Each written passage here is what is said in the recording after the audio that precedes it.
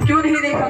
क्योंकि भगवान ने सोचा कि जो स्वयं माया रूप बना के आई है, यदि मैं इसको देख लूंगा तो इसका माया रूप एक क्षण में मिट जाएगा। इसीलिए जब इसकी इच्छा हो तभी ये मिटा ले। कुछ संत भाव देते हैं कि भगवान ने हम सभी को यह बताने के लिए कि पर स्त्री को मुख को नहीं देखना चाहिए, इसीलिए उसके मुख को नहीं देखा और सीता जी के मुख को देख करके उससे बात करी।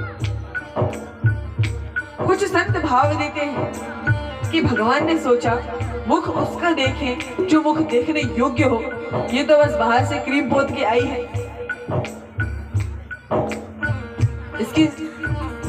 इसका मन निर्मल नहीं है, यह तो कपट करके आई है, तो इसके मुख को क्या दे। संतों के अलग अलग भाग। अब भगवान उसको उत्तर दे रहे हैं। सीतहि चितई कही प्रभु बाता, अहह कुआर मोर लघु भ्राता। सीतहि चितई कही प्रभु बाता, अहि कुआर मोर लघु भ्राता। कई लक्ष्मण रिपु भगिनी जानी, प्रभु बिलोकी बोले मृदुवाणी।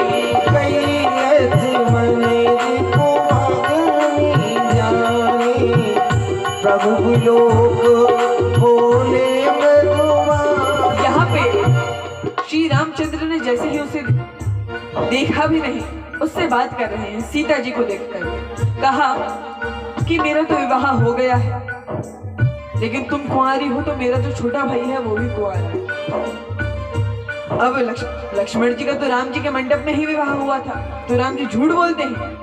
तो भगवान ने कहा जैसे देवता वैसे पूजा। इसने अभी क्या कहा, मैं कुमारी हूँ, और वैसे ही शूर्पणखा का पहले विवाह हो चुका था, लेकिन तब उसने क्या कहा, मैं कुंवारी हूँ। तो भगवान ने भी कह दिया जैसे तुम कुंवारी हो वैसे ही मेरा भाई भी कुंवारा है, अर्थात तुम झूठ बोल रही हो तो मेरा भाई भी कुंवारा ही है तुम्हारे जैसा। वह लक्ष्मण जी के पास गए। अब लक्ष्मण जी राम जी सीता जी को देख के बोल रहे हैं और लक्ष्मण जी राम जी को देख के उससे बात कर रहे हैं। कोई उसकी ओर देख ही नहीं रहा। लक्ष्मण जी ने क्या कहा, अरे सुंदरी, देखा है नहीं, सुंदर है क्या सुंदर है। ये समझ गया कि राम जी ने भेजा है, तो कैसी होगी, माया रूप होगी। इसीलिए राम जी का मन नहीं किया तो मेरे पास नाक कान कटवाने के लिए भेजा है।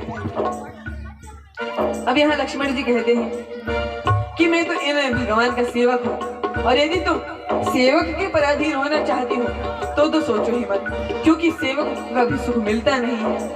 इसीलिए तुम्हें यदि विवाह करना है तो राम जी के पास जाओ। वह पुनः राम जी के पास आई। राम जी ने लक्ष्मण जी के पास, लक्ष्मण जी ने राम जी के पास, राम जी ने लक्ष्मण जी के पास। अब वह बड़ी क्रुद्ध हो गई। उसने लक्ष्मण जी से कहा मुझसे विवाह कर रहे हो कि नहीं। अब लक्ष्मण जी ने क्या कहा, लक्ष्मण कहा तो ही सो परई, जो तृण तोरी लाचे परिहरहि। लक्ष्मण कहा तो ही सो परई, जो तृण तोरी लाचे परिहरहि। लक्ष्मण कहा तो ही सो परई। लक्ष्मण जी ने भी बड़ा सुंदर उत्तर दिया कि चलो तुम परेशान हो रही हो, हमारा भी समय जा रहा है, सीधे बात करते हैं। तुम्हें वही वरेगा जिसका शर्म से कोई रिश्ता नाता ना हो, जिसको बिल्कुल लज्जा ना आती हो, क्योंकि तुम कभी श्री रामचंद्र के पास जाती हो, कभी मेरे पास आती हो। तुम्हारा संकल्प तो पक्का है नहीं, तुम विकल्पों में घूम रही हो। इसीलिए जिसका लज्जा से कोई नाता रिश्ता नहीं होगा वही तुम्हारा वरण करेगा। ये सुन के वह बड़ी क्रुद्ध हो गई। तो लक्ष्मण जी ने कहा, वह क्रुद्ध होके क्या करने लगी, सीता जी को मारने दौड़ी। और जब देखा कि माँ सीता के ऊपर संकट आया है तो लक्ष्मण जी ने बिल्कुल धीरज नहीं धरी और क्या किया, लक्ष्मण अति लाघव सो नाक कान बिनु कीन, उसको बिना नाक कान का कर दिया।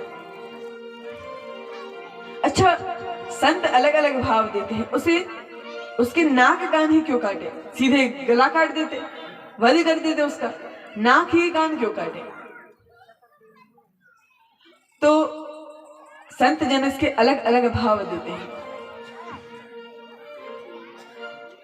नाक और कान लक्ष्मण जी ने किस लिए काटे? लक्ष्मण जी ने सोचा कि जब यह मेरे भैया की सुन ही नहीं रही है और जब इसको सुनने से प्रेम ही नहीं है, यह झूठ कह रही है, तो इसकी नाक तो काट दो। किस लिए? नाक कट गई अर्थात इसका सम्मान ही दूर कर दो। वैसे भी यह राक्षस की बहन है और यह हमारी बात सुनना चाहती नहीं है, बड़ी क्रुद्ध हो रही है, इसीलिए इसके कान भी काट दो। जिसको न सुनने की आवश्यकता है, बस यह बोलती ही रहे, इसीलिए मुख बचा दिया। संत अलग अलग भाव देते हैं। उसके बाद जैसे ही उसके नाक कान काटे हैं, वह बड़े गुस्से में अपने खरदूषण भाई के पास आती है और बोलने लगी, तुम पे धिक्कार है, तुम्हारे घर में हो क्या रहा है, तुम्हें सुध बुध ही नहीं है। उसने बहुत प्रकार से झूठे बहाने बनाए हैं और यहाँ पे खरदूषण ने 14,000 सैनिकों को भेजा है। श्री रामचंद्र ने उन्हें एक ही बार में मारा है। उसके बाद वह पूरी सेना के साथ स्वयं आता है। भगवान ने उसका भी वध किया है। आगे वर्णन आता है कि शूर्पणखा ने जब देखा कि खरदूषण मर गए, तब भी उसे शांति नहीं मिली। वह रावण के पास आती है। अच्छा, रावण के पास आई, फिर रावण सीता माता का हरण करता है, यह लीला तो सबको पता है। लेकिन जब पूरे असुर कुल का नाश हो गया, तब भी शूर्पणखा मन में क्या विचार करती है कि मैं विवाह करूंगी तो राम जी के साथ ही। पूरा कुल नष्ट हो गया। संत जन यह कथा वर्णन करते हैं कि पूरा कुल नष्ट होने के बाद भी उसका यही निश्चय बना रहा। तो पूरा कुल नष्ट हो गया। उसके बाद वह जाके पुष्कर, जो कि तीर्थ गुरु है, ब्रह्मा जी का क्षेत्र है, वहां जाके 10,000 वर्ष तक तपस्या करती है। ब्रह्मा जी जब उस पर प्रसन्न हुए तो ब्रह्मा जी ने कहा, वर मांगो। तब उसने कहा कि वर के रूप में मुझे यही चाहिए कि मेरा विवाह श्री रामचंद्र के साथ हो। मतलब पूरे कुल का नाश कराने के बाद भी उसके मन में इस प्रकार का आकर्षण। लेकिन उसका आकर्षण भी ठीक है। यदि आकर्षण करना ही है तो भगवान से आकर्षण करें। अब यहाँ पे ब्रह्मा जी ने कहा कि इस समय तो श्री रामचंद्र ने एक पत्नी का ही व्रत धारण किया हुआ है, लेकिन जब वे कृष्ण के रूप में आएंगे तब तुम्हें उनका दर्शन करने का, उनका स्पर्श पाने का आनंद मिलेगा। यहाँ पे भगवान श्री कृष्ण का द्वापर युग में अवतार हुआ है। जब भगवान मथुरा जाते हैं तो जो कुबड़ी मिली थी, वह कुबड़ी और कोई नहीं, शूर्पणखा है। तो भगवान उस समय उसका स्पर्श करते हैं, उसका कुबड़ ठीक करते हैं। संतों के अलग अलग भाव हैं। यहाँ पे शूर्पणखा रावण को समझाती है कि तुम दिन भर शराब पी के पड़े रहते हो, कुछ करते धरते हो नहीं, और तुम्हें यह भी नहीं पता कि वह एक राम आया हुआ है, उसने मेरे नाक और कान काट दिए। अब यहाँ रावण जैसे ही सुन रहा है तो बहुत से लोग कहते हैं कि भाई हो तो रावण के जैसा, जिसने अपनी बहन शूर्पणखा की प्रार्थना सुनी और सीता जी को हर के ले आया। लेकिन संत जन यह भी बताते हैं कि रावण जब यह सुनता है कि शूर्पणखा के नाक कान कट गए, तो उसने बिल्कुल भी ध्यान नहीं दिया। वह क्या कहता है कि तुमने ही कोई अपराध किया होगा, इसीलिए तुम गई काहे को थी वहां।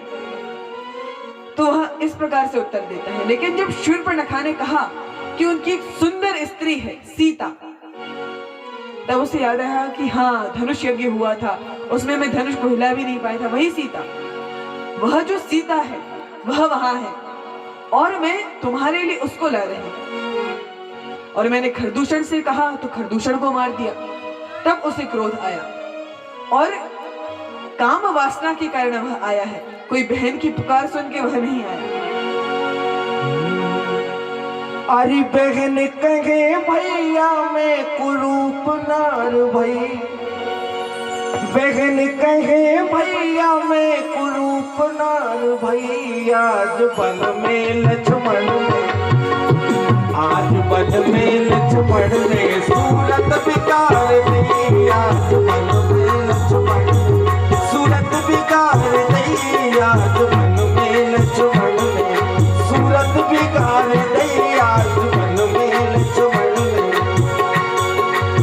मैं गई थी बन में भैया को तो फल्या हो, मैं गई थी बन में भैया को तो फला है, सीता को भैया की पटरानी बना है, सीता को भैया की पटरानी बना है। और चीना चपटी में, चीना चपटी में मैं खुदाई की हार गई, आज बन में लक्ष्मण ने सूरत बिगाड़ दी, आज बन में लक्ष्मण सूरत बिगाड़ दी, आज बन में लक्ष्मण ने।